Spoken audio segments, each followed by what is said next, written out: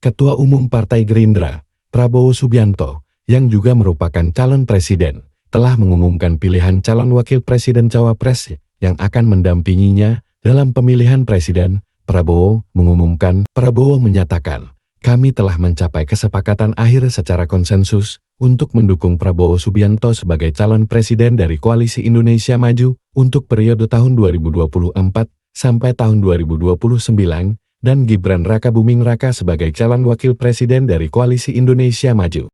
Pengumuman ini dibuat oleh Prabowo di kediamannya di Jakarta Selatan pada hari Minggu, tanggal 22 Oktober tahun 2023. Prabowo menekankan bahwa keputusan ini telah menjadi keputusan final dan tidak perlu ada pertanyaan lebih lanjut mengenai hal tersebut.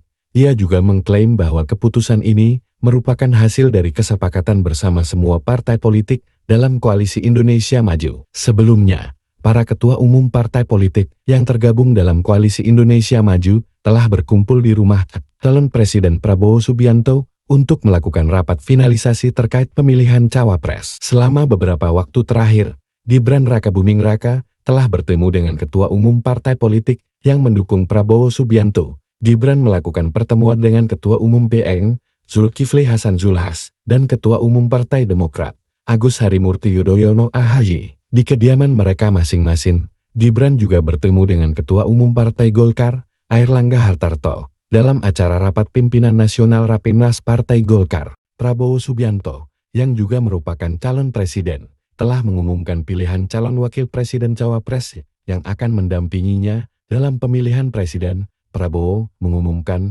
menyatakan, kami telah mencapai kesepakatan akhir secara konsensus untuk mendukung Prabowo Subianto sebagai calon presiden dari Koalisi Indonesia Maju untuk periode tahun 2024 sampai tahun 2029, dan Gibran Rakabuming Raka sebagai calon wakil presiden dari Koalisi Indonesia Maju. Pengumuman ini dibuat oleh Prabowo di kediamannya di Jakarta Selatan pada hari Minggu, tanggal 22 Oktober tahun 2023. Prabowo menekankan bahwa keputusan ini telah menjadi keputusan final dan tidak perlu ada pertanyaan lebih lanjut mengenai hal tersebut.